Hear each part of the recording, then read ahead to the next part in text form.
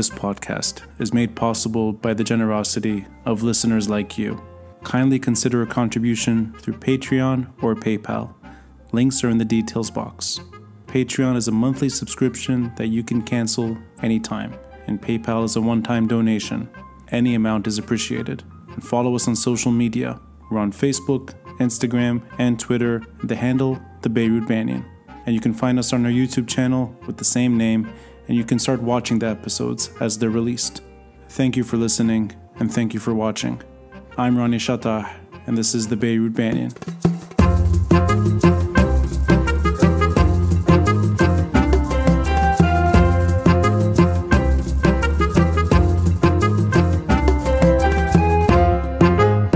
I should say from the beginning that this is an honor for me to have you both on the podcast at the same time, willing to tackle difficult, emotional terrain in I think, a healthy, long-form conversation format that serves its purpose well.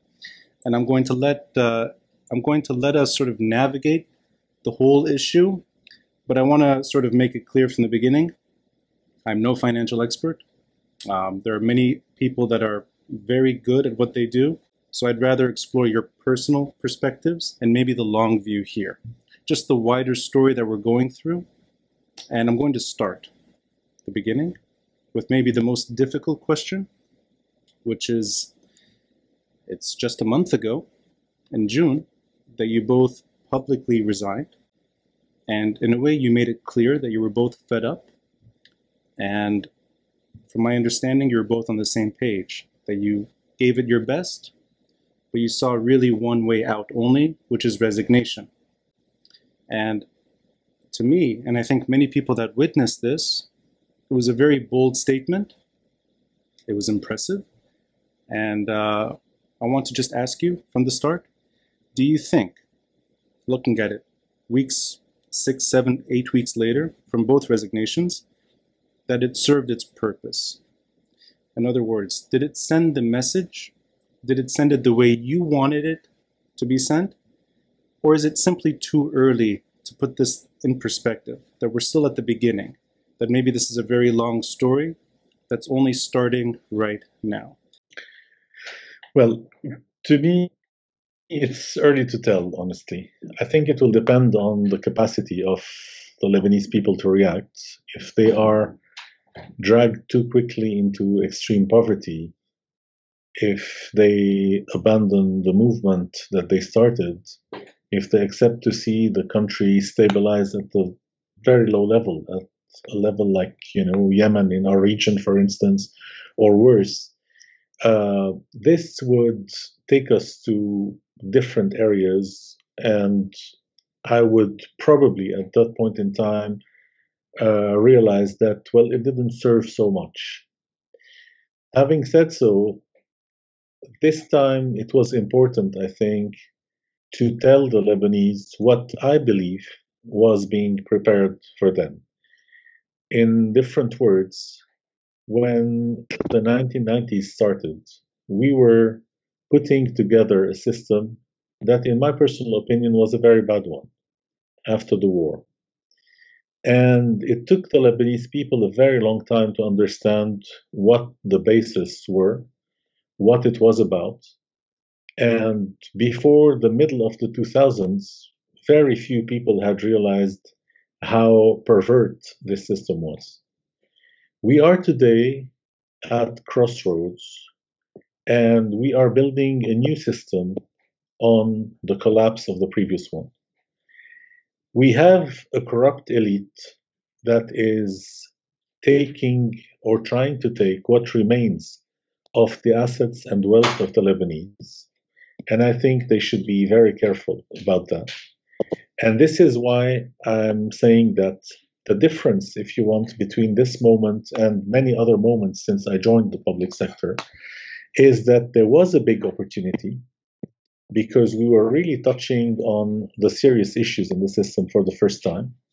And we got the support of the international community, but we failed to get our own people's support, our own government support. So the crossroads here are, we either go toward building a modern state, distributing the wealth in a better way, starting with the distribution of losses, by the way, and allowing the economy and the society to reach a new agreement, a new deal, or we are going to see the same kleptocratic elite uh, basically throwing all of the losses, all of the dirt, all of the difficulties on the Lebanese population, giving them two choices without a third one. First is to leave the country, and the second is to uh, basically become either militiamen or people waiting at their doors. You know, Alain, I'm going to just ask you one follow-up. The word perverted, I think I heard that right, that it was clearly not set up properly. And you referred to the immediate post-Civil War era. And I like that you went back that far because most of the discussions usually go back to the early 2000s. You're taking it one decade earlier.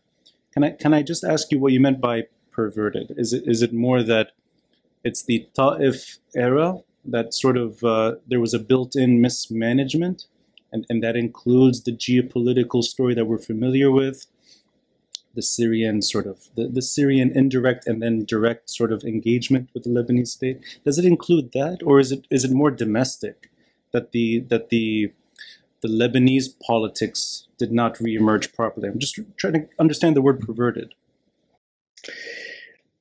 Maybe because I've been into the system for very long, I personally usually favor the option of saying that it was internal. It was unfortunately built by our own hands. And the reason why I'm saying that is that we tend to believe in our country that we only need one event for everything to be back in place the way it should. For instance, when the war was over, we thought that it was enough for everything to be perfect again, no efforts to be done, no building of institutions properly, having a new constitution but taking only part of it to be implemented. Later on in 2005, when the Syrian army withdrew, we thought that it was enough for Lebanon to be back to what it used to be in our dreams and in our childhood. Well, no, there are efforts to be made to build the country and to put it back on track and to allow its institutions to be working properly. You know, I appreciate this long view, and it is worth noting that yes, I mean you've had 2 decades, at least 2 decades of direct sort of engagement with the local creature of whatever it is that the Lebanese state is today. You've seen it up front. I'm going to pick up there, but Henri, just sort of your own perspective now, since we last spoke less than a month ago, and also just your own sort of, because you're the first, you kind of made it sort of, you made it very visible, and I just want to know your own reaction to that resignation, and if you share the same sentiment as Alain, or if there's anything else you wanted to add. Yeah. Look, Alain and I agree on a number of things, at least in terms of diagnosing the whole diagnosis of the situation, um, and more importantly, actually, the decision that we have to take, and we are literally, I do believe, this country is at crossroads that we've never seen before. I think we are at more dangerous crossroad than we were in 1975. Um, and it's actually uh, financial corruption, the economic crisis we're going through is hitting all parts of Lebanon, across all communities, across all denominations, across all social classes, by the way.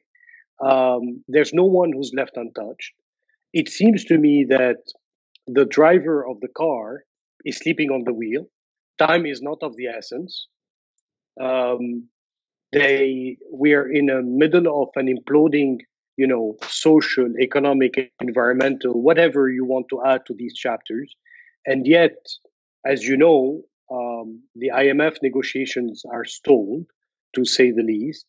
They're going at a very, very slow pace.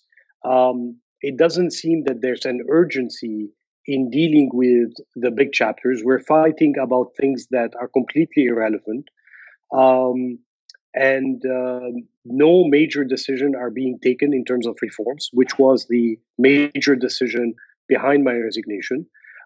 Clearly, there's an alignment of stars in terms of the protagonists who do not want to do reforms, be it the central bank on one side, the banks on the other, the politicians, everyone for his own reasons, and we can go back into that later on. But at the end of the day, you know, I think what Alain touched upon, which actually I mentioned in the conclusion of my resignation, was the new social contract. I don't think these guys, I mean the former warlords that are effectively ruling the country, are willing or are interested in having a new social contract. They have zero interest in that, and unfortunately, I think in a very, if I want to use the perverse way, um, in a very perverse way, I think there is a silver lining in this crisis, which will allow us to rebuild the system. It's okay. We're going to go through lots of pain, and we are going through lots of pain. A lot of people are not able to buy even the basic food for their families. But I think what at least we ought to do is to make sure that a new system will come out of this crisis. If we don't do that, that will be the most dangerous part. But I want to ask you about the Civil War reference. You said, I hope I got this right, that it's more dangerous in 2020 for the Lebanese state, and I assume in all its facets, than it was in 1975. Did I get that right?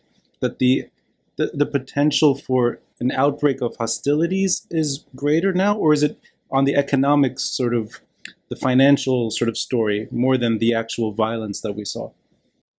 On my side, what I meant was more on the economic side. Obviously, economics and politics and security issues are all interlinked. So, um, social chaos would lead to security issues. Security issues may lead to something much bigger than that.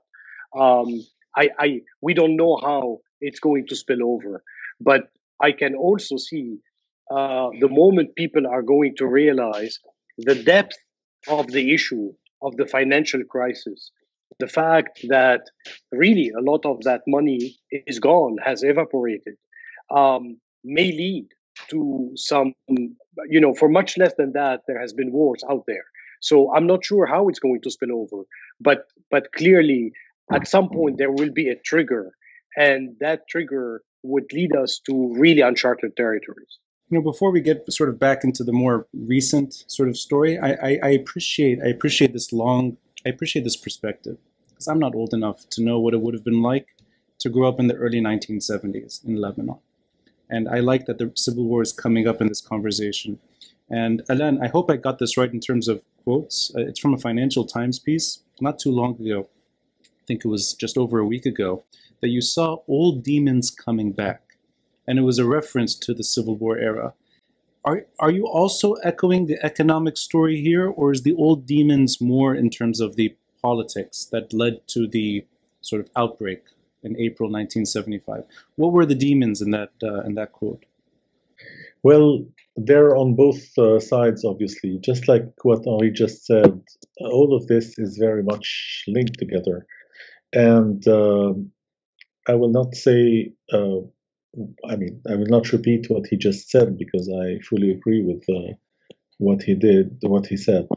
But I will jump from here to the actual possibility of a war. And when we take this wealth concentration exercise to its limits, that would leave part of the population of Lebanon in a situation whereby they will have to either abide to a lord, a clan, become militiamen, or leave the country, or stay into very big poverty, because, of course, the dismantling of the state is continuing, and the inability of the society to cater for the needs of its population are becoming bigger and bigger. In this regard, and since it is obvious that we're going to have a rather chaotic period of time ahead of us, this is the ideal situation, I would say, for civil problems to start occurring. And God knows how bad this can be if it starts and if there is no proper system to absorb the shocks immediately. On the other hand, if we leave it to, and I'm sure we'll touch on that later on, but if we leave it to those people that Henri mentioned to try to sort the issue out, what we would most likely see is a country that is not able to attract the dollars that we want to see coming into the country properly. And it will become a country that attracts the wrong dollars, which are, money laundering, local mafias, etc. And this is the best recipe for a very unstable society. It is basically the best recipe for a country that is ruled by crime. And this is something that we don't want to see. I'm not going to sort of be too hard on the 1990s in this conversation, because I know that, Alain, you sort of entered the stage, if you will, after. And I know, Henri, that maybe your story in terms of this moment is more present. It doesn't date back necessarily to those years, but I want your perspective regardless on the immediate, the Band-Aids that were put on the Lebanese state in the 1990s. And I'm curious about the challenge of anyone, whether it's you, Alain, in 2000, or Henri more recently, or anyone for that matter, after the Civil War, that took it upon themselves to try and repair the Lebanese state, to rebuild it, to turn it into something that works. And I'm using very sort of basic terminology here, a functioning state. And clearly the 1970s, the early 1970s, things were not great, but the state still functioned to a point. And I don't think I've known a Lebanon that functions properly. Again, keeping this very, very basic. Is the core problem the consensus-driven legacy in Lebanon that is just sort of now an outdated, maybe, and I'll quote you, Alain, a more perverted sort of reinterpretation? Or is it something that's sort of beyond that this is corruption that is sort of more present, it's more recent? And I'm curious about why the 1990s did not work, and why, when you entered the stage, Alain, in 2000, that you were entering a system a decade after the Civil War ended, an institution, a ministry, that is clearly sort of, it wasn't the post-war recovery many people hoped for. So I'm just curious at the structure itself. Can you point at what are the core issues that prevent decent people, when they're entering, to actually achieve something positive? Maybe I can start with you, Henri, and then we can get to Alain. Alain definitely will have a better perspective. Back into the 90s, I was actually not in Lebanon at that time. But I'll tell you what I've seen from the outside, right? At that time, I was living in the States. And actually, I left Lebanon in 88. So, and unfortunately, when I left, the name of the same protagonists that were on the front page of the newspaper, you can see them today. It's exactly the same thing, just different types of battles. And what I saw was really people do not care. And I've seen that in this experience now, is that literally the state is run by a conflicting agendas of personal interest. That's all what it is. And actually, there's no one in the political sphere that puts a hat of the sovereign nation, of the civil service, of the interest of the nation. So it's always there's no integrity in the process. I've never seen a government, and I don't mean by that the cabinet, but I mean the apparatus of the state, working with such less, with such a modicum of lack of integrity. It's just crazy, and and the one thing, I mean, obviously, I haven't been in public service, and probably it's the greatest honor any citizen can have would be to enter public service. But and I found one thing that actually, if you're not conflicted, it's a very easy job. It's quite a simple job, not in terms of degree or facility, but in terms of giving it all your best and trying to make the right decisions. The problem becomes when actually, there's a lot of conflicts, when confessionalism comes into play, when business interests come in play, when there is really no caring for the rest of the people. And it's unbelievable the lack of care that exists within our political class. The only thing they care about is ensuring that they remain zaims, or whatever you want to use the term, in their own turf. But other than that, it just doesn't really matter. But before we get to Alain, just Henri, I want to push one step further on this. Is it a matter of the wrong crowd that inhabited the state after the civil war ended? Is it the type of governance, or is it the actual members within this regime that are really at fault? And I guess this is more of an existential question in terms of, is there something fatally flawed within the Lebanese state that got us here, or is it just the wrong people that brought us here? I think it's both, right? Because the governance system that exists today, I mean, who built it? We're talking since the 1990s. I mean, we're talking about 30 years. In 30 years, you can change a nation, and unfortunately, there's such a lack of governance rule everywhere. And I'm sure Alain will be able to talk more about it. But if you look at the financial sector, I mean, the lack of governance that exists, the lack of even of follow-up of the existing laws is mind-boggling. So it's a dance between both. It's the wrong crowd and the wrong way of governing, and in my mind, they are interchangeable, and these guys will not be able to deliver anything but bad governance. Alain, do you share that sentiment? That it's sort of both at play, or is there a focus more on one versus the other? Actually, I do. I share it. I think it's both, and I think that the type of governance has a lot to do with that, and I will come to that in a second. But let me start with the wrong people that you rightly mentioned.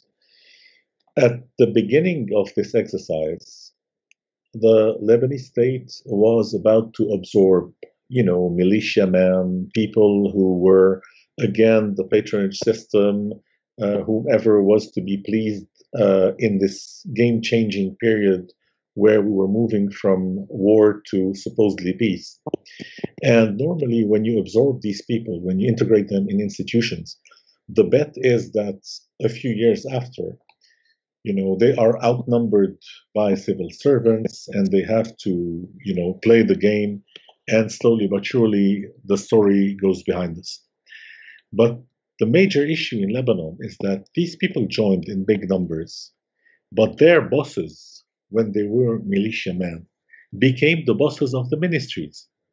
So those who felt totally lost were actually the civil servants. I mean, they were not necessarily great, but we were in a totally different story. We ended up having those who needed to be absorbing the others. And the civil servants at that time understood very quickly that they either abide to the new rule of the new ruler, or it's going to be extremely difficult for them to survive in this environment. So yes, on the point of the wrong people took over. I think I'm going to just interrupt you on one thing. That's like the first page of your autobiography. I think it should be word for word. But I'll let you keep going. Sorry for the interruption.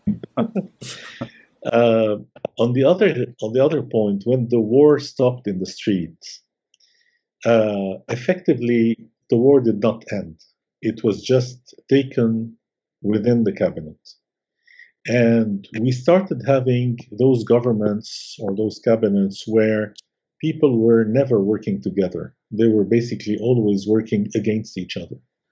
This is why we are not able to deliver. This is why the Lebanese government is always unable to tackle the most important issues with regards to what matters. And this game means that basically it doesn't matter whether we are reaching a better common good. What matters is that some people from within defeat the others. And if they don't defeat them, well, they're waiting for them to be defeated one day. So there is a very nasty mismanagement and a problem from within. And the challenges that you were referring to are huge. And let me take it now from the perspective of a civil servant who is looking at his ministry, his administration, and wondering what is wrong about it. Well, there are at least two things that the new system brought and that should be eliminated immediately. The first is that the new system changed the minister uh, and made him or her become the head of the administration on top of being a minister. And this is something that ruined everything that was meant to protect the administration and establish it as a buffer, basically, between the political level and the population. Number two, even more important, ministers in practice are above the law. Nobody can question them. No checks and balances, no control. For instance, a minister in Lebanon does not abide or cannot be, if you want, prosecuted by the central inspection, by the court of audit, by the judiciary. The PM cannot get rid of him or her. The president cannot. And basically, these people can do whatever they want and overrule whatever they want and violate laws and constitution without anybody being able to question what they're doing. And the mere fact that you have a situation like that is already a catastrophe when it comes to the system and the way it is. Now, some may argue that this is not the Constitution. Basically, the Constitution says, true, that there is a specific court for ministers and presidents at Parliament, and that they cannot be prosecuted somewhere else. But this obviously doesn't apply to everyday's crimes. It applies to treason. It applies, to the very high level stuff. But it was taken to this area and left there. And obviously, with a system like that, to come back to another very important point that you mentioned, you cannot stop corruption. It is practically impossible. In this situation, even if you bring saints, they're going to be corrupted sometime, down the line.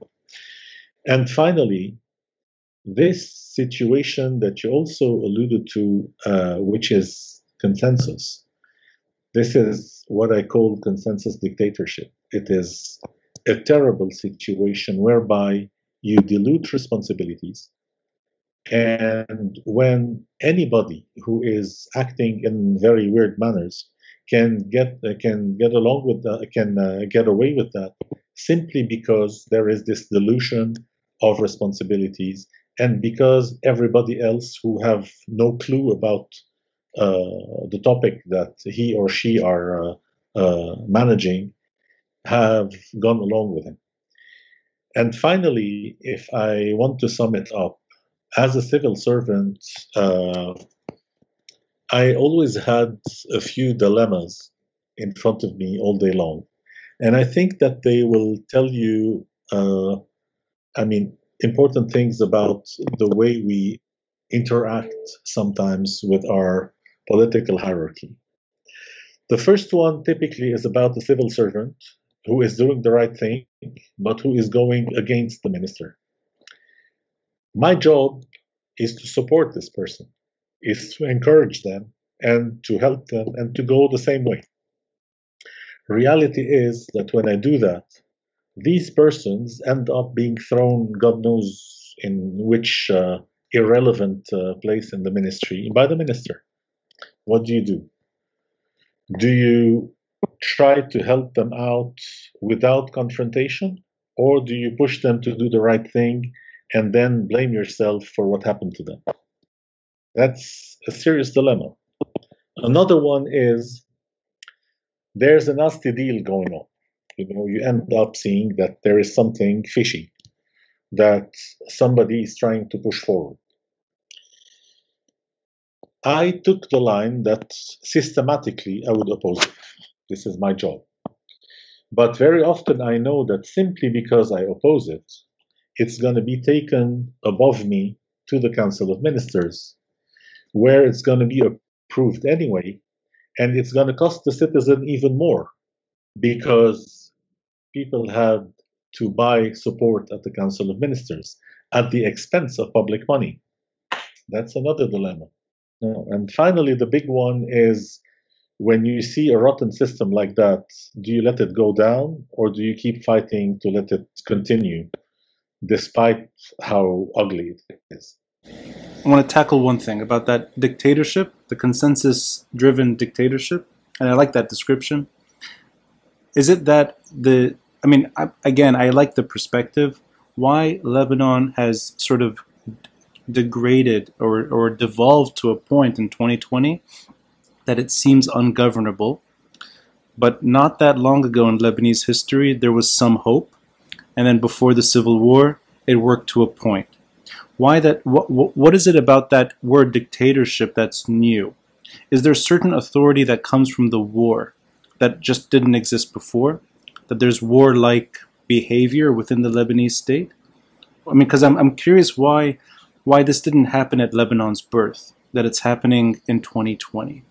I mean, it's happening a century after the borders were drawn. I'm curious about that because I appreciate that somebody like you or anyone sort of in a monster-like regime cannot really affect that much change because you will be circumvented. But why is that the case? Well, I mean, what makes Lebanon in such poor form today as opposed to not that long ago? Well, that goes back to the immediate aftermath of the war, Okay. when it was decided that the clans would be ruling together. So it's the 1990s. That's the sort sharing. of. Yes, but it is culminating now, and I will come back to that in a second. It was put together this way because one way or another, one had to find good reasons to put these people around the same table. And obviously, what was given to them was immunity. Immunity because if they all support each other, nobody can come after them. And on top of course, the distribution of resources that the system was producing. So it was built this way. And the reason why slowly but surely it became, I mean, of course, the use of the word dictatorship is, particular, but the reason why it became so harsh is that slowly but surely it was becoming obvious that without this system, most of those clans would not be able to continue. Okay, that's actually that's what I was trying to get at. So it's the system that Lebanon inherited from the 1940s, if you will, put back together in the early 1990s, not in a way to encourage change, but rather stagnation. That it almost it entrenched the worst of Lebanon's recent history and made them more powerful than they should have been. Because the reason I'm deliberately trying to sort of take us back is because I think this is a very long story, that it's clearly not about 2019, 2020, but I also think it's not about the last few years.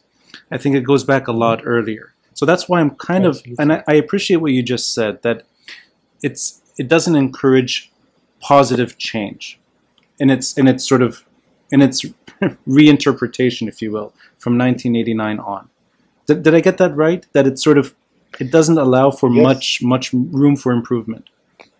Yes, it doesn't allow for improvement, and this system has basically taken the worst of the confessional communitarian system that we used to have before and until the war.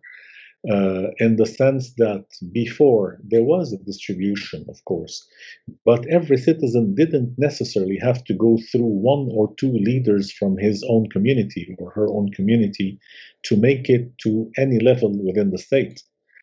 We have basically eliminated any kind of positive selection in the process, and we have kept patronage and basically militia style management. And this has become harsher and harsher because this system had to fight for its survival while going bankrupt one year after the other. And bankruptcy here is not only about financial, it is, economic bankruptcy, social bankruptcy, and now political bankruptcy. I mean, where is the political system here? What government is able to achieve anything? It's basically, I tend to call it today the end of politics. What are we exactly hoping for in the Lebanese political game? Not much today. I mean, I know, and I appreciate that very bleak sort of assessment, because that is exactly, I think, yeah, well said. But Henri, is that something that, I mean, again, trying to put it in the long view, is it something that's simply irreparable? That what we have today, just reform in a sense, and since you both are really sort of advocates for that kind of positive change, I mean, you're reformists, if you will.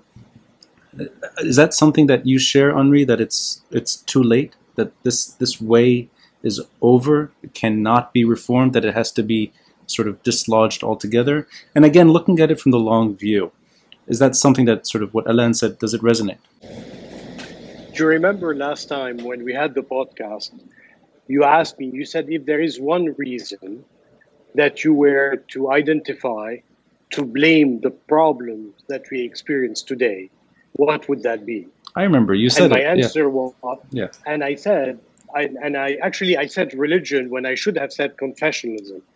And I think confessionalism is really the problem. And confessionalism within the state is the problem. I mean, everyone can observe his own religion, his own confession, do whatever he wants.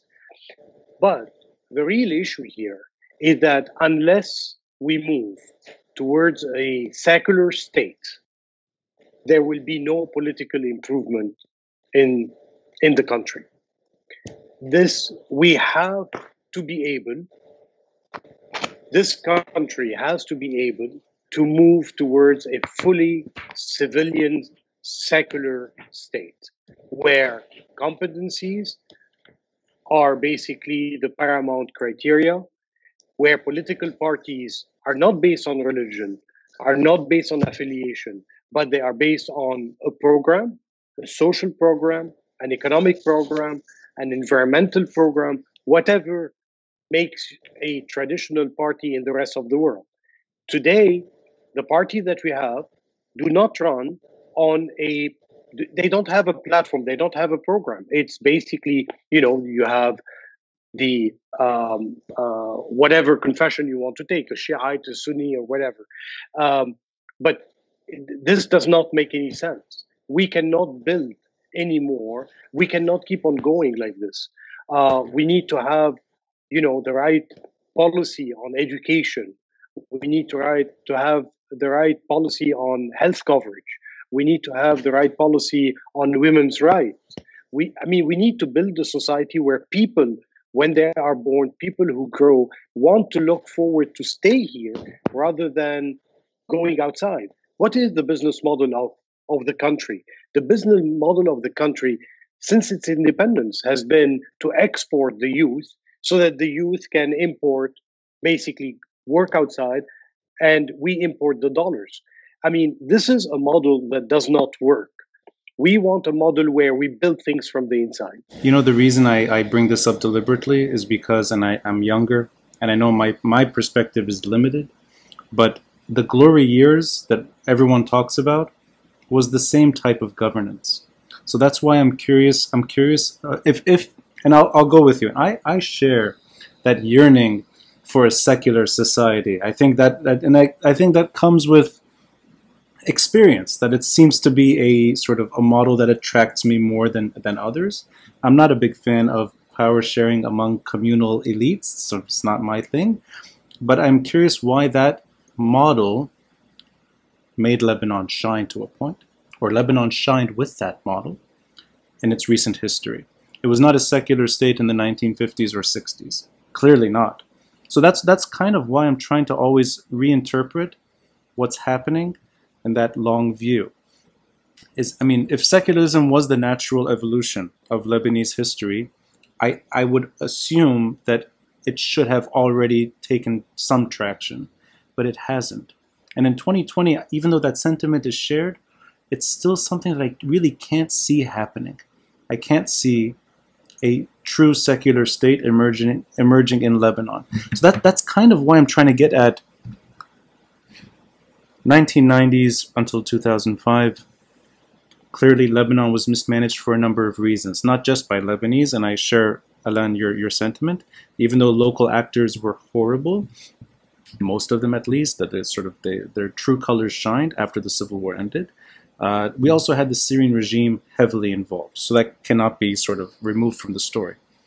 Beyond 2005, without the Syrian regime occupying Lebanon, we've had other stories to deal with. And that, I mean, it goes without saying, whatever your opinions are, Hezbollah is part of that story. Or their authority within the Lebanese regime today is part of that story. But we're not talking about those things. We're talking about really crony capitalism. We're talking about poor leadership. We're talking about militiamen that occupy positions of power. In the 1950s and 1960s, the same model existed without that. It was detached. And I'm not trying to challenge anything here. I'm trying to get at maybe the root ills of what we're experiencing right now.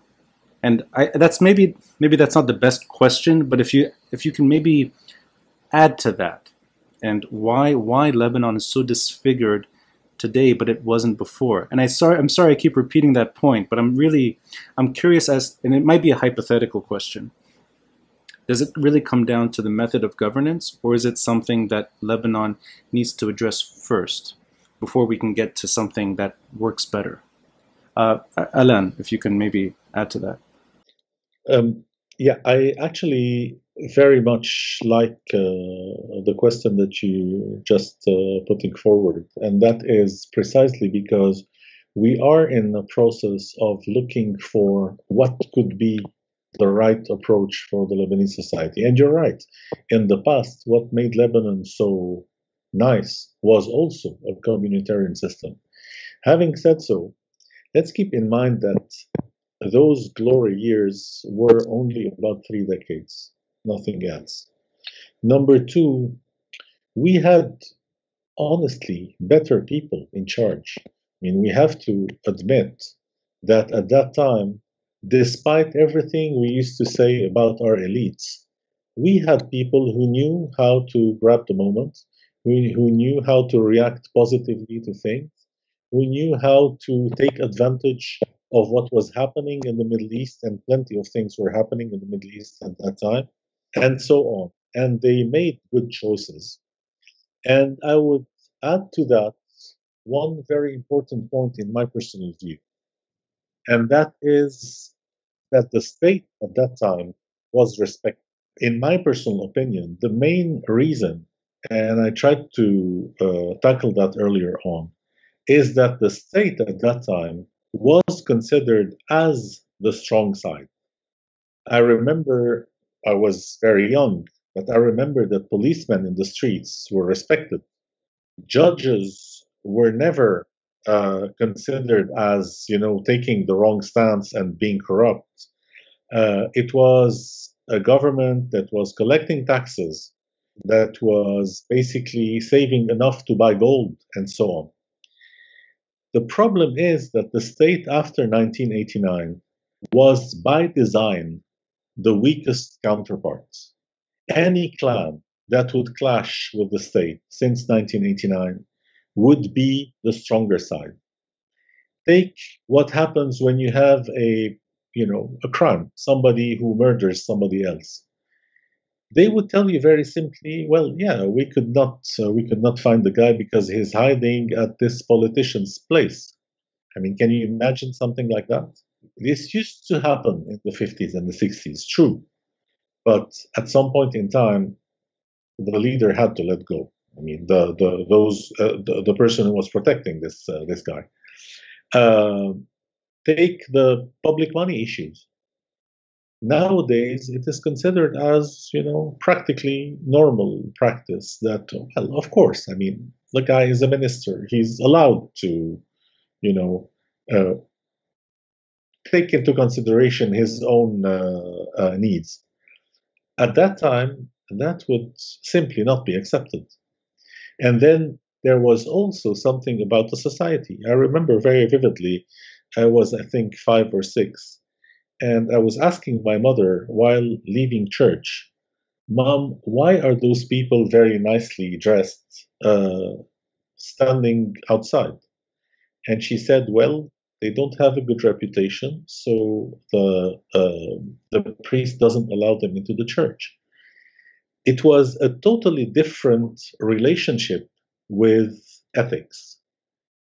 And this has a lot to do not only with communitarianism, but with the very system that we put in place in 1989, where we voted the amnesty law, and we kept a lot of criminals in the system. I'm going to just interject a personal story. I remember my father always saying that students were afraid of double parking on Bliss Street in the 1970s. I mean, that is so profound.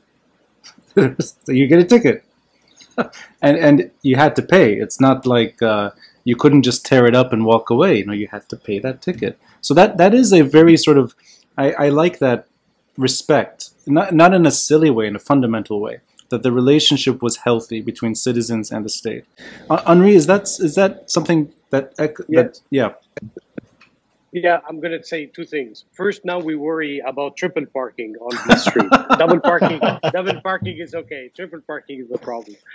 But on a serious note, I think there is one element of hope, at least in the society of today, and that is not coming from the state. It's coming from the new generation. You see, our generation, and I, is basically, I mean, I was born in 66, right? So I grew up in the war, really. I mean, I was 9 when the war started. I remember only the war, right? I mean, remember very few events from before that. The new generation, that generation Z, I guess, or whatever. I keep on getting lost on what it's called, but millennials the millennials, whatever. I mean, these guys don't know the war, right? These guys haven't seen the war. They don't know what it sounds like. They don't understand confessionalism. They don't understand political incorrectness. They do not understand. They haven't seen all that, right? So, and they are yearning literally for a society, and obviously there's communication methods have evolved tremendously. The amount of information that's available to them is not the amount of information that we have. So the whole world is in front of them. And this new generation, which we have seen, by the way, on October 17, going down the streets and being really behind the revolution, want to build a modern state. They do not understand corruption. They do not want corruption. They do not want confessionalism. They want simple, basic rights. They want to develop a modern economy. And I think, honestly, I mean, it's when we went through the revolution, and I used to see, colleagues of mine at the office who are obviously very junior, and coming in straight from the street at 10 a.m. or 11 a.m. to go to work, and it really gives you a ray of hope that maybe there is a way of building this modern society with these guys, and their approach is so different from our traditional one. I've seen that myself, and I sometimes feel old when I sort of think back, and I realize you're absolutely right. I mean, The average protester that I saw on the street has no inclination for the past. They're looking to the future. I completely agree. It would be inappropriate to ignore the most recent story. And I know I deliberately didn't want to focus in on it because it's been exhausted to a point. And then I saw you on TV, on MTV, I think. Sorry, on LBC with Albert Constantin. And Henri, I've sort of spoken to you about it, and I just want to get as broad of a picture as possible. And really, if it's of any use, maybe a lessons learned for anyone down the road trying to, in a way, accomplish what's started in 2019, 2020. I think I assume here that both of you sort of are on the same page in terms of the signaling when it came to your resignations. Alain, I'm going to quote you. All state officials should be held accountable, including me. And also, you refuse to be part of or witness to what is being done. Now that's from late June. And in that more recent Financial Times piece, I'll again quote you. If you're interested in what is happening in your country, you either fight or you don't. Now, that sentiment, that kind of trying your best, given the circumstances, realizing there's a wall that cannot be sort of pushed over, you can't climb over, it's a brick wall. I assume, and again, as a novice, as an amateur, that an IMF deal is necessary no matter what, that there's really no way out of this.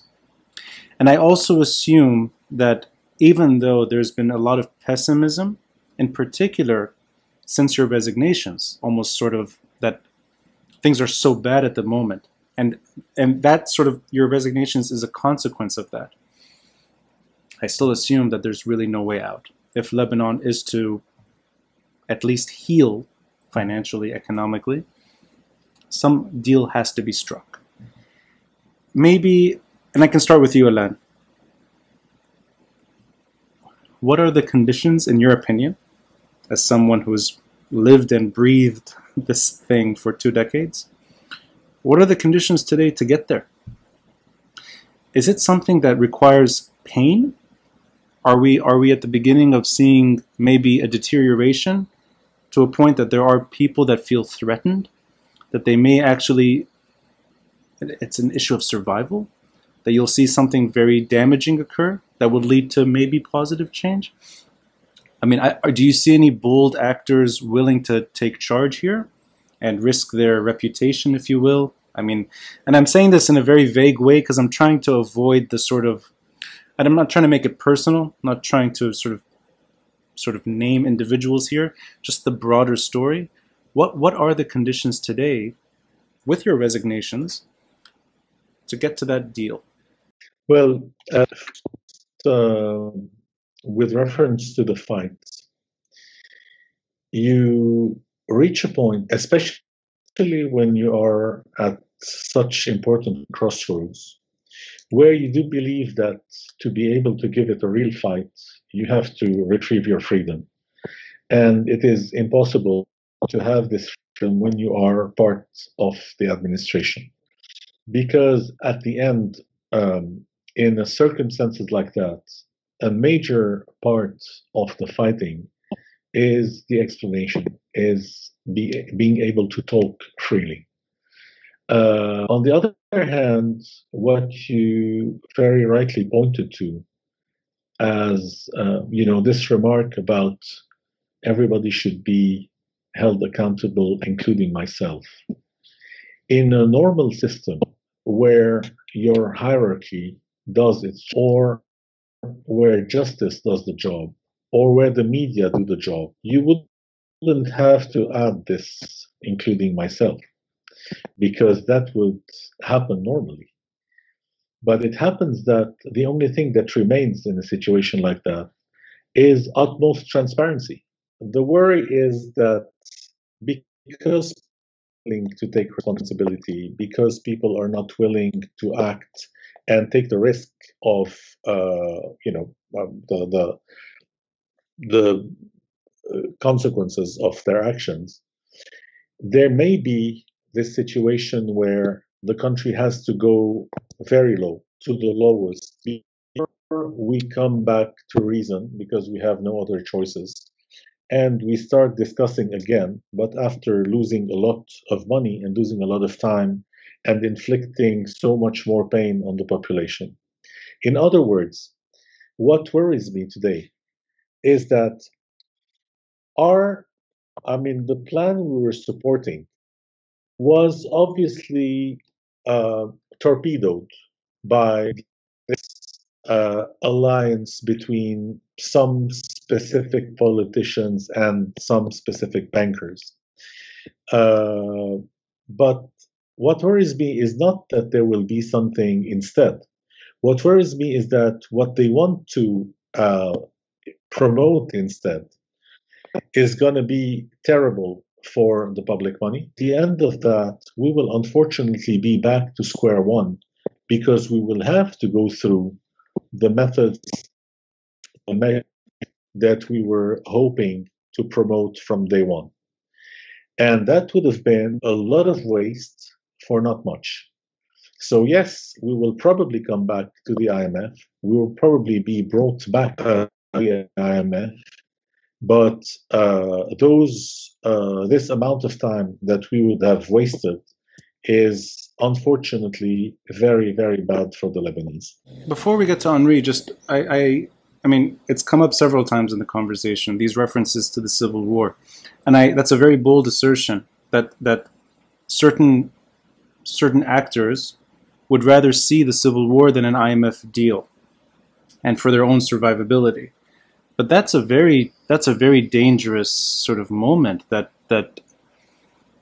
in a way civil servants, despite their efforts, have to deal with that issue as well, that they're sort of in the middle between actors that would rather see fighting as opposed to a sort of a cleaning up, a sort of reform within the state.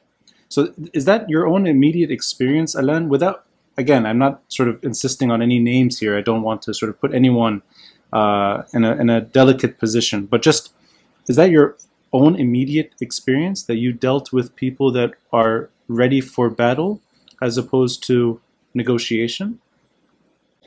Absolutely. Not only dealt with that kind of people, but hearing them very clearly say that. And the funny part is that 10 years ago, I used to say already that my guess is that many of them would rather go back to civil war instead of seeing the reforms that we have in mind being implemented. For good reasons, because basically they would lose so much ground that at the end of this game, they will think that, well, maybe we won the country, but they didn't keep their positions. It is not a choice between an IMF deal and the civil war. It's giving the option between any deal with them keeping all their advantages and their assets and anything else that would trigger civil war. So it's basically really about denying the real situation, trying to maintain their position as much as possible, and potentially, drowning in this fear of seeing the others benefit and taking a stronger position than the one they have. So in other words, if a civil war, and this is the worst case scenario, were to reignite, it's a byproduct of certain individuals hell-bent on survival, the way that we understand their current position. That if their civil war does not necessarily have to begin now, it doesn't have to happen while there's a negotiation, but that's a consequence of what we're seeing, that the stubbornness may lead to that inevitability, which is, in a way, it's not a remote possibility anymore, that it actually could happen. And at the same time, we may even see, in a way, both happening, that there'll be people still desperately trying, and the beginnings of sort of civil unrest.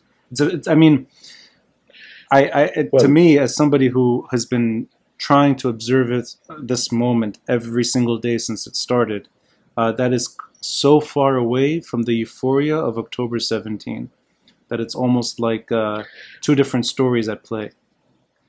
well, precisely. On the negatives and the positives, I would count among the negatives first the chaos that we might expect from the present crisis, the inability of the old guard, what I call the guardians of the temple, to let go, the impossibility of this system to reform and therefore to implement properly any deal that is stricken with the IMF or with any other third party. And keep in mind, said in the previous government, total inability to move 1 centimeter in the right direction. Yeah. But there is also the positive. And the positive is that we are now in this society where most of the troops, most of the citizens, have no idea why they should be following this person or that person, and don't care about who was this leader some time ago and why people are following him or her. On top of that, as Henri was very clearly saying, these people do not care about do not care about confessionalism necessarily. What they want is to have the kind of state in which they can live a decent life. And this also means that they will have to secure one way or another a different kind of regime that will allow them to precisely live the life that they want. And this is clearly not the present one. This is, I would say, a lot of hope in the system, but we have to be very aware and cautious about one thing, and that is that unfortunately, a war or a local conflict or problems in the streets can serve the purposes of the old guard, because on one hand, it would put the whole discussion about the economy and the financial crisis on the side. And on the other hand, it will force people back toward them. And that is definitely something we have to be very aware of. And willing to integrate that in any framework that we envisage for the future. Henri, that sort of the danger involved and how delicate things are at the same time. Do you share that sentiment? At least when it comes to everything involved, and that's also the IMF, the necessity of that kind of deal. Has it reached that sort of critical juncture to you? I think it did. We did reach that point, but just for you and for the listeners, let me put. I think the IMF part is the easiest part. Let me describe to you the process a little bit in literally layman terms. Lebanon is deep into a hole, right? So no one is going to take you out of that hole. Effectively, the IMF process is to say you need to dig yourself out of this hole, and you need to finance yourself to get out of this hole, and we will give you the fuel in order for your economy to take off. And you need to ensure, while we are on that flight path, you need to ensure that you always have the right safeguards, you have the right laws, you have the right governance, so that the fuel will remain and that you can keep on your flight path. So the problem is not cutting a deal with the IMF. I don't think this is where the difficulty is. The difficulty is, how do we get ourselves out of this hole? Which means, how do we finance the fact that we got ourselves into this hole? So how do we finance the losses? Which means, who's going to pay for what? And this question, when you do not have people, when you do not have leaders that care for their people, when the only thing they care about is the very narrow personal interest, this is where a security conflict can result. It's because what they see is at all costs preserving their own interest over the national interest. And and this is where the conflict is going to be. Now, ultimately, as Alain said, we will have to cut the deal with the IMF. You know what? It's very simple. We have only $18 billion to go. That's what we still have. And at some point, and at the rate at which we're going, this money is going to be gone. And no one, except for humanitarian aid, is going to come to your rescue. Not the Gulf countries, not the Western countries, not the United States. No one is going to come to your rescue. And the risk is that this will impose some really strategic choices that may be forced upon the country in order to move in this direction or that direction because we are going to be so deep into it. So I think unless we are able in the next few months, and literally this time there's no more than few months ahead of us, unless we can over the next few months get our act together and figure out a way to finance these losses and to say as a nation we have agreed that this is the right way to move forward, we are going for a mutual self-destruction of beyond proportion that this country has never seen before. I know that, Henri, last time we spoke, that I think it was the following day, you were meant to meet the president and prime minister. I think they were trying to sort of call you in and discuss your resignation and other issues. And Alain, I hope I got this right. Your resignation has not been formally accepted yet, that it's still in the sort of in the pipeline, but that it's you submitted it, but it hasn't been accepted per se. I hope I got that right. Are there conditions for people like you who announced your resignations for the right reasons to return and be that bridge once again? Are there any do you see any sort of potential for your return, or is it in sort of this is not for you anymore, that you made your point clear, and if anyone's going to do it, you know, they should do it, but that you're out of the picture? Maybe Henri, I can start with you. Well, I'm going to link it to what Alain said. If you bring back the statespeople that used to be in the 50s and 60s to lead this country out of it, or people of the same caliber, then yes, the answer is I will go back and re-engage. But until then, no one of the existing political apparatus in the political apparatus will has my trust, or I would give him the credibility that I would bring to get this job done. Alain, is it the same situation for you? That assuming that the resignation is accepted at some point, that you will not return unless there's fundamental change, the way Henri just said? Well, actually, I was called to the reasons of my resignation, and I was extremely clear and maybe a bit too clear at some moments. And whether it is accepted or not, I'm not going back to the office. So it's going to be considered as accepted in the coming week or 10 days, maybe. I mean, the total is 15 days required. And the reason why I'm not coming back is that I don't think that it is useful anymore to be a civil servant in this fight. Basically, being a civil servant, being a director general, means that you are, and you know, of course, given what we described earlier on of the situation and the governance, means that you are trying your best, but not necessarily listened to. And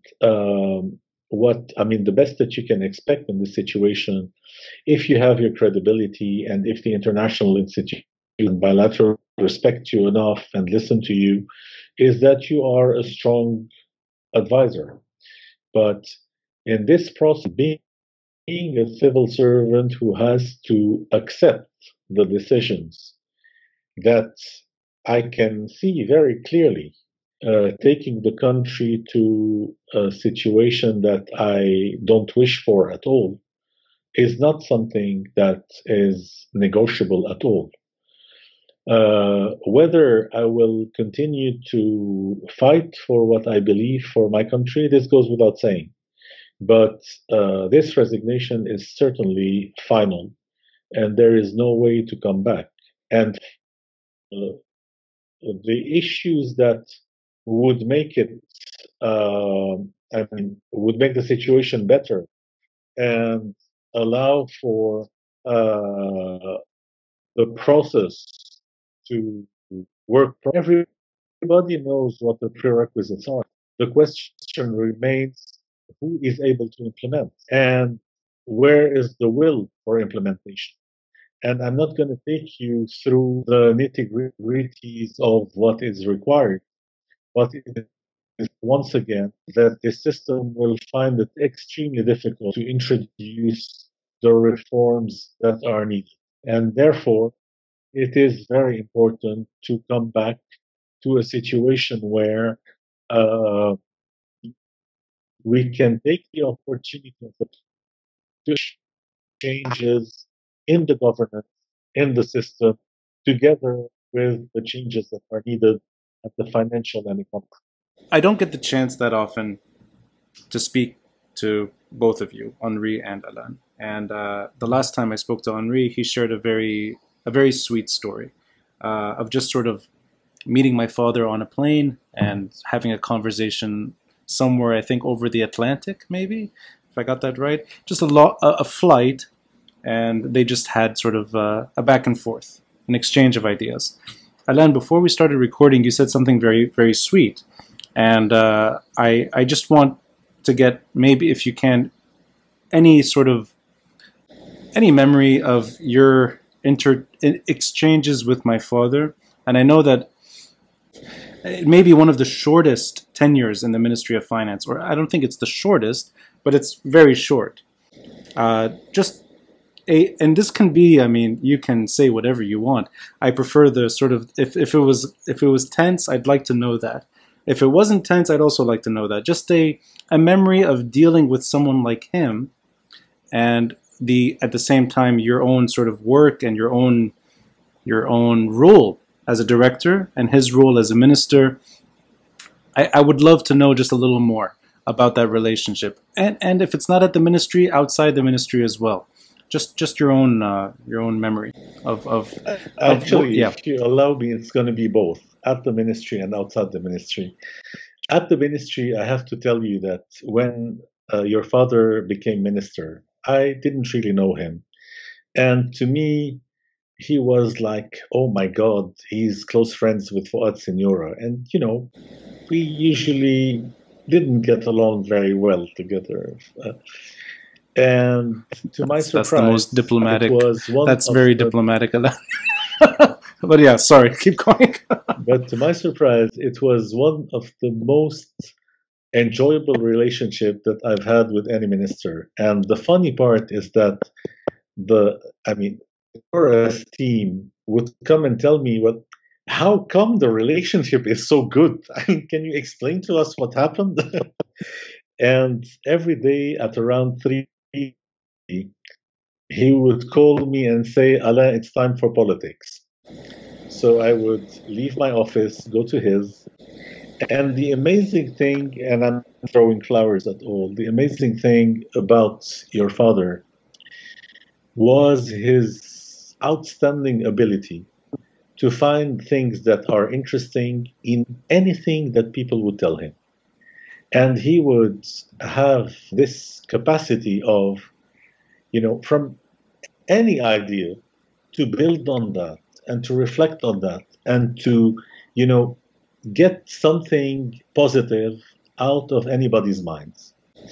And this is why when he left the ministry, we kept seeing each other on Mondays at this restaurant called Alesia. We would have lunch, the two of us alone.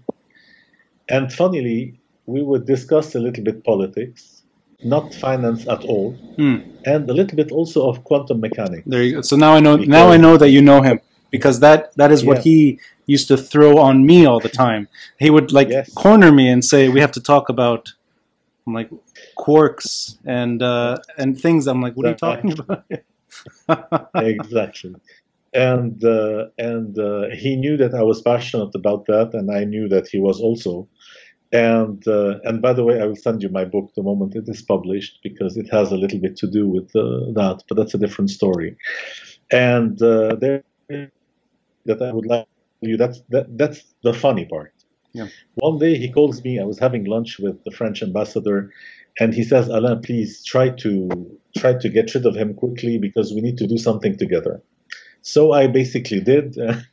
I was back to the office, and he was waiting for me in the car downstairs with like 5, 6 escort cars in front of us. And we started moving, and I told him, "What's the story, Muhammad?" And he said, "Look, take a look at those papers, and I will explain to you later." And I start reading something written by Jamal Pasha, the Ottoman. Ler, now that I'm leaving this area of Lebanon, blah, blah, blah, there is a treasury hidden in God knows which place. Of course, I remember this. Wow. Yeah. And he tells me, "Guess what? I have no idea what this is about, but the Prime Minister wants us to go there to check whether there is a treasury or not." So we go there. I cannot tell you how much fun we had those 2 days. I mean, on our way there, he was telling me the story and how this Jordanian Turkish guy came to see the Prime Minister and brought the documents and so on. And then we went to this tiny village in Western Bekaa with like, I don't know, 200 soldiers.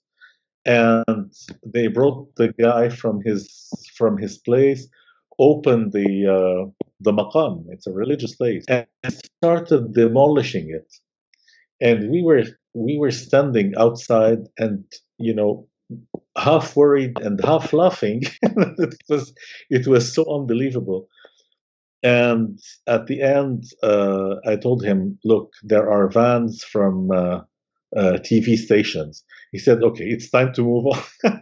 So they got wind. They were showing up. Yeah, they were coming. Two vans. And that was a moment that I mean, I don't remember anything so funny that I've had the ministry with else. That's hilarious. But if I may, I mean, to end on a serious note, his ability to come up with solutions based on what listener he was just amazing. And I remember once. This is a secret, so I don't know if we can keep it or not. You tell me after we end if you go ahead. Once I went to see General Aoun in Rabi, and there were talks about changing the government and so on. And at the end of the meeting, he stares at me and says, "I think your friend would be a great prime minister." And I said, "My friend?" And he said, "Yes, your friend." So, and obviously the reason was that he was seen as being someone who could very wisely manage situations and always be able to come up with solutions when everybody else wouldn't. I mean, we'll end it in a positive way. I'm just going to add one more thing. To me, I still believe, and this is maybe shifting a bit away from the financial story, but it's sort of it's related. You mentioned forces of darkness and injustice that are robbing Lebanon of its future. It's an issue we didn't really get into because I kind of wanted to focus more on maybe the longer story of modern Lebanese mismanagement, but there is sort of a structural problem within Lebanon that goes beyond corruption and goes beyond a cast of horrible characters that rotate between ministries and authority. And there is one group that sort of has the ability to remove and dislodge somebody like that. That is one thing that I bring up repeatedly. And I unfortunately think that is very sort of important to moving Lebanon in the right direction. And it's something that has not really been tackled properly. But it's been left, I think, out of the discussion, maybe out of fear, or maybe out of that many people are not able to kind of link that group's abilities to what we're seeing in terms of the economic mess. But the man that you just described, who, you know, for better or worse, I keep him in my background. You guys have the very nice book collections. I wish I had book collections. I've kept him. I don't think Lebanon, I don't think decent people who are trying to bring Lebanon into something that works can really make it that far, so long as the use of violence can eliminate them. And I mean, I don't know. That's something that sort of I hold very. It's a very important thing, and I hope that the future doesn't have to deal with that mess, because it shouldn't take half a century to rebuild Lebanon. It just doesn't make sense.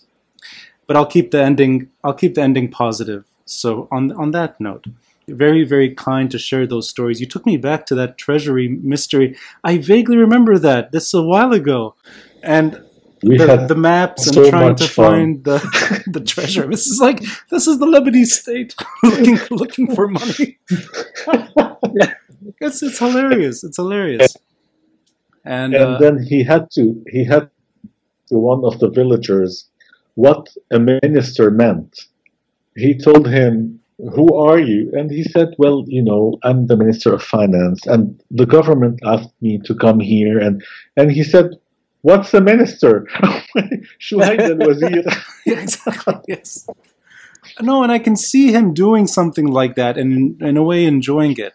And you know that reference to the quantum mechanics, or quantum theory, or whatever. I still, it's beyond me. But I think he was in his element when he was discussing things like that. Yeah. So I'm glad you got to see that up front. It's difficult to appreciate then at the moment. You're like, what the hell is going on? But then later you're like, no, this man is actually, he's thinking out of the box. And you said it earlier, conflict, looking at conflicts in curious ways and trying to problem solve. I think that was his talent. I completely agree. Yes. On that note, I took too much of your time. This really means a lot to me from both of you. It really means a lot. And thank you, Alain, for sharing a bit of that reflection and your wider story. I look forward to your book. I demand a copy. And Henri, thank you again for joining. Thank you. Now, I think Wi-Fi was to your favor today, and I noticed, I think the beard is new. You didn't have a beard a month ago, or maybe it's sort of grown a bit. No, I had, but it has grown a lot, so I need to trim it. No. I take that as a message. No, keep it. It suits you. It suits you. You look good, my friend. So, thanks to you both, and I really hope the best for the future. Thank you. And Thank you so I hope we figure it out. Thanks, guys. Thank you. Bye. Thank you very much.